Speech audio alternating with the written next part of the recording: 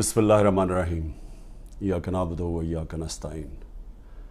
मेरे पाकिस्तानियों, आज मैं अली मोहम्मद की रिहाई पे मुझे खुशी इसलिए है कि एक तो ये साबित हो गया कि बेकसूर था। इसको तकरीबन 80 दिन अली मोहम्मद को इन्होंने जेल में रखा। उसके बावजूद ये साबित हो गया कि कोई इनके पास एविडेंस नहीं थी अली मोहम्मद को कि वो किसी किस्म के तशद्दुद में वो शरीक हुआ। और यही केस शहरियार अफरीदी का है। वो भी, उसको भी बेल मिल गई है। वो भी HQ केस जो हेड क्वार्टर्स का था, उसमें से भी वो इनके पास कोई एविडेंस नहीं थी। 9 मई को जो मुझे कोशिश की थी 30 मेरे ऊपर दहशतगर्दी के केसेस किए, जब मैं जेल में था। जुल्म भी मेरे से होता है। गैर कानूनी आईनी तौर पे मुझे वहाँ जिस तरह पकड़ के लेके जाते हैं मुजरिमों की तरह, और उसके बाद जब मैं जेल में होता हूँ तो मेरे पे केसेस हो जाते हैं कि मेरी वजह से ये जो जलाओ घिरा हुआ। और उसमें भी मुझे मैं सलाम करता हूँ जज साहब को, क्योंकि मुझे पता है किस तरह का प्रेशर है इस वक्त हमारी अदलिया के ऊपर। मैं सलाम करता हूँ इसलिए कि आज कल के ज़माने में हक और सच पे खड़ा होना आसान नहीं है।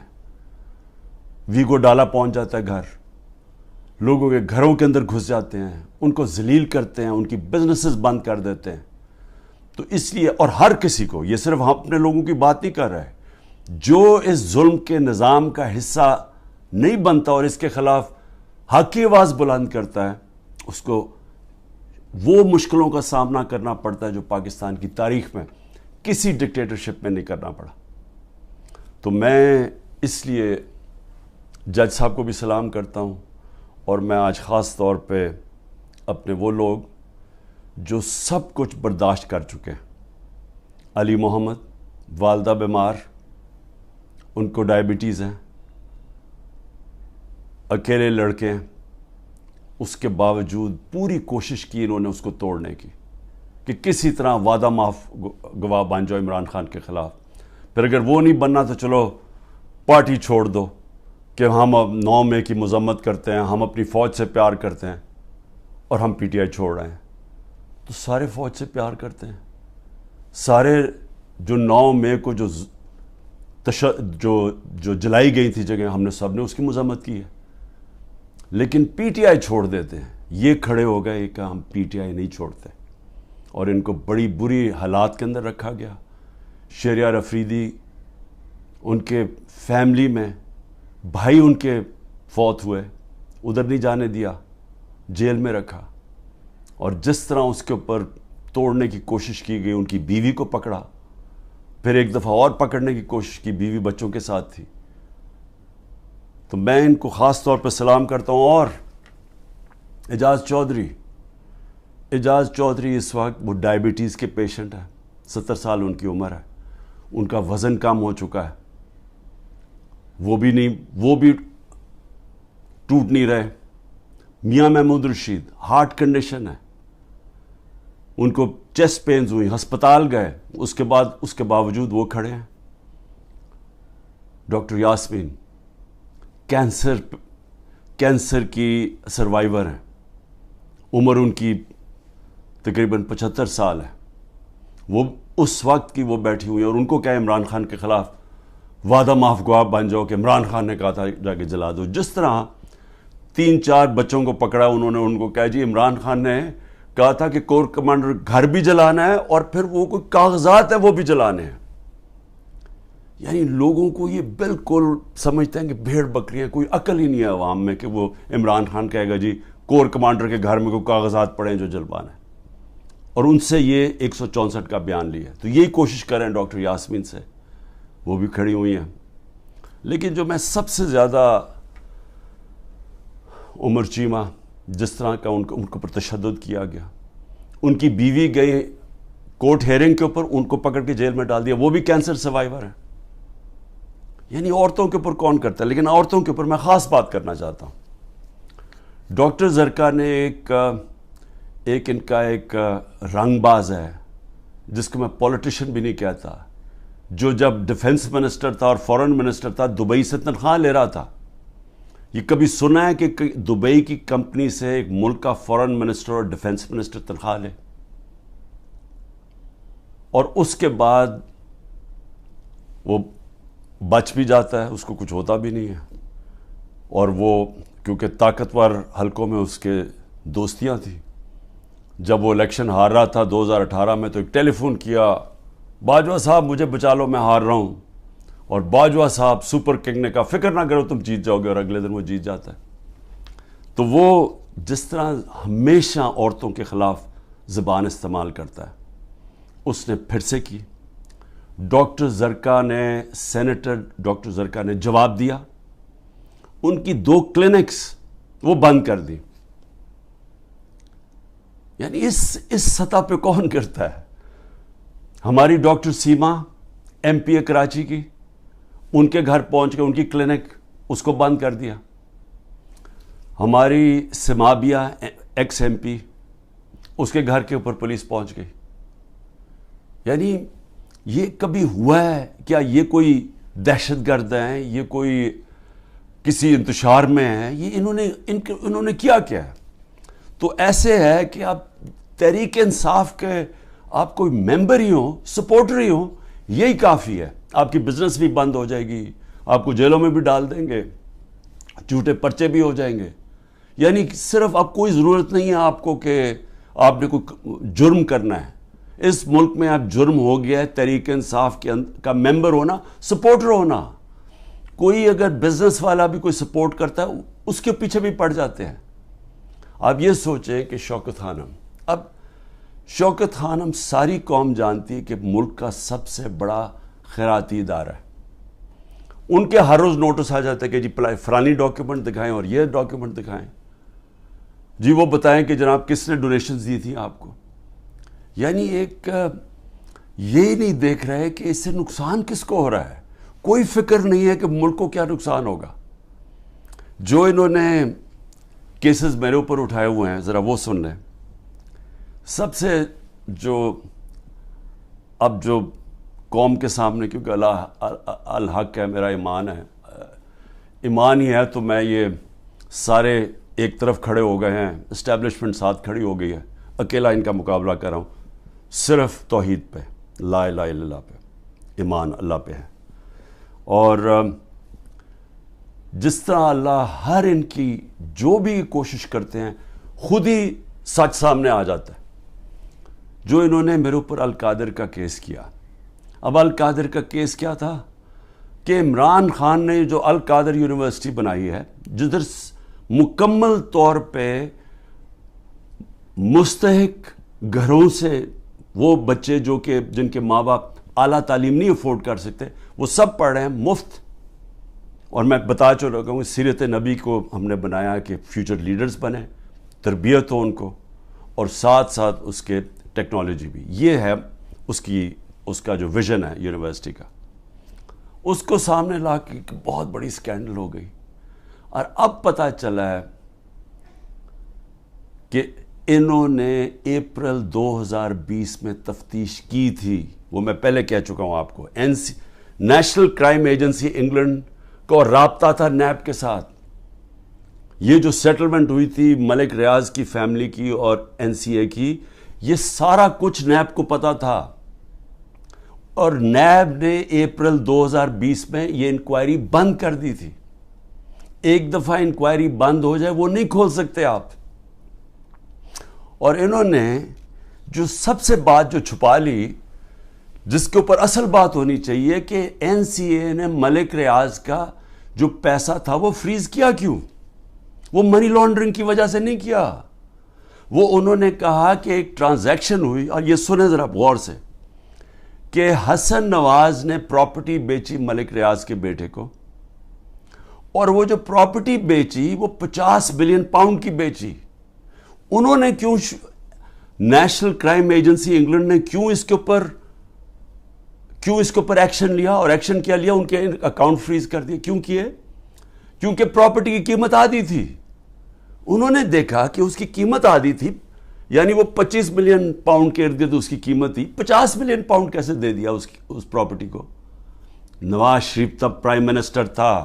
یہ 2000 جب ہوا، یہ 16-17 میں جب پرائم منسٹر تھا، تو پرائم منسٹر نے اس وقت اپنا زور لگا کے وہ دگنی قیمت کے اوپر پراپرٹی ملک ریاض کو بیچی. یہ پہلے تو یہ بتائیں پیسہ کدھر سے آیا؟ کدھر سے حسن نواز کے پاس اتنا پیسہ آیا؟ جب وہ ملک سے باہر بھاگے ان سے یہ سوال پوچھے گئے نا، کیونکہ بتا ہی نہیں سکتے. پیسہ چوری کا تھا، اور پھر وہ پراپرٹی دگنی قیمت پہ بیچ دیتے ہیں ملک ریاض کو. وہ کس لیے بیچی؟ اور وہ اصل کہانی وہ ہے آل قادر کی.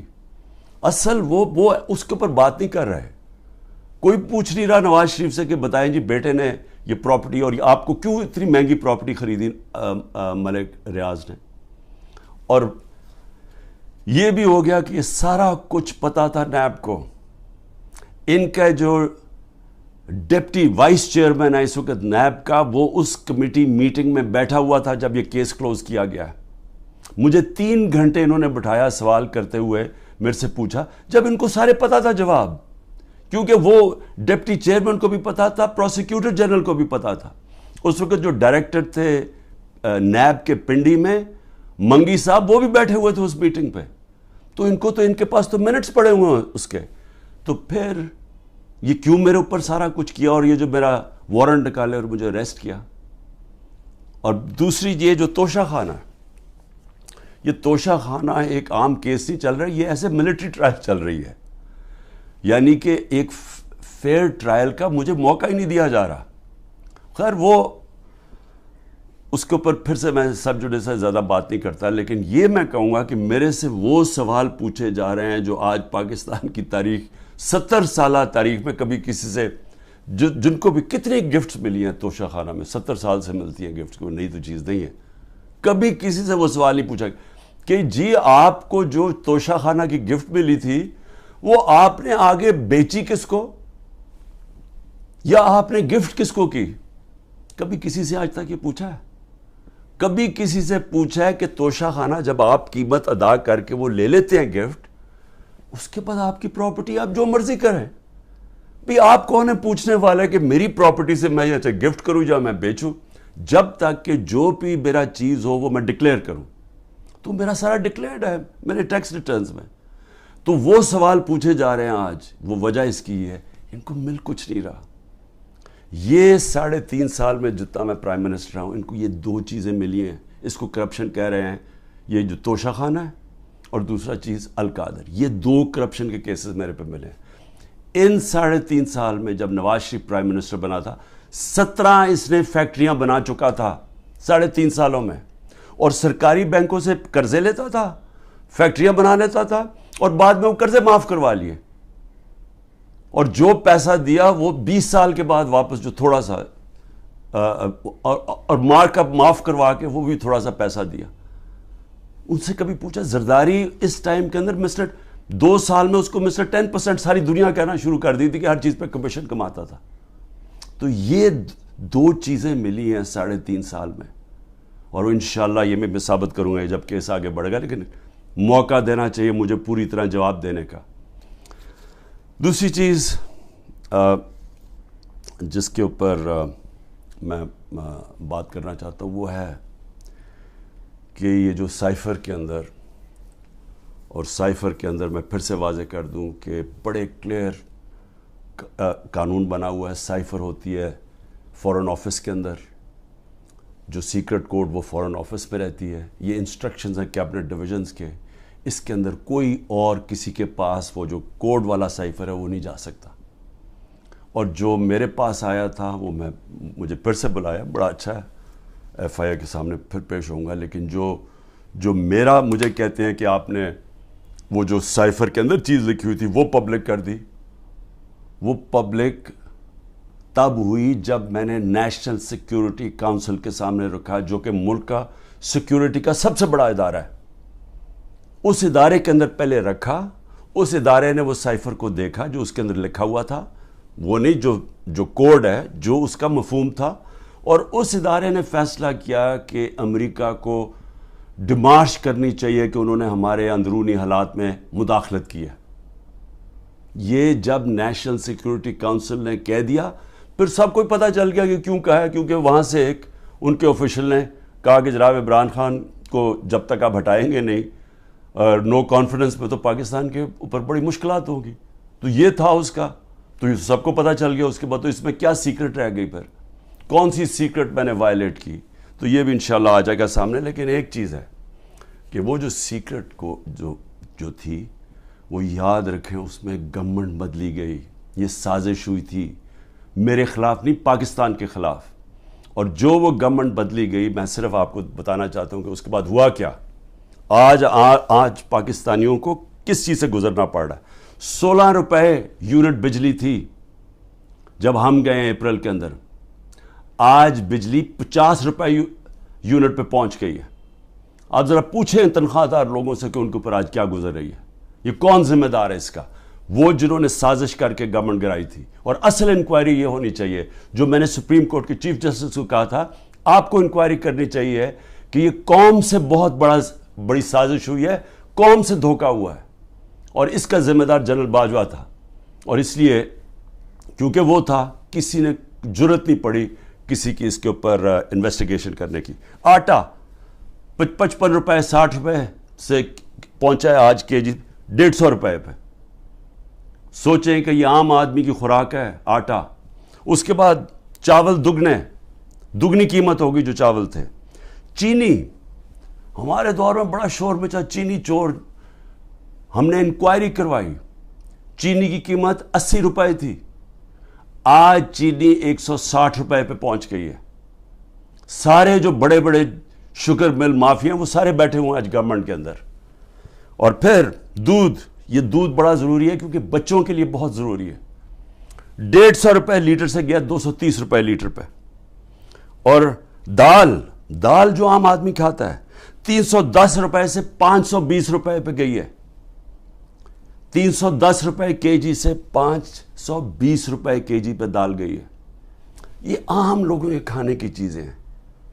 یہ ذرا بتائیں کہ کون ذمہ دار ہے جس نے یہ جو ساری سازش ہوئی تھی. اور انشاءاللہ جب بھی انکوائری ہوگی ثابت ہوگا کہ بہت بڑی ایک چلتی ہوئی حکومت کو مشکل وقت سے جو پاکستان کو نکالتی گئی اس کو گرا کے تو یہ ہوا. میں آخر میں 2 صرف چیزیں کہنا چاہتا ہوں.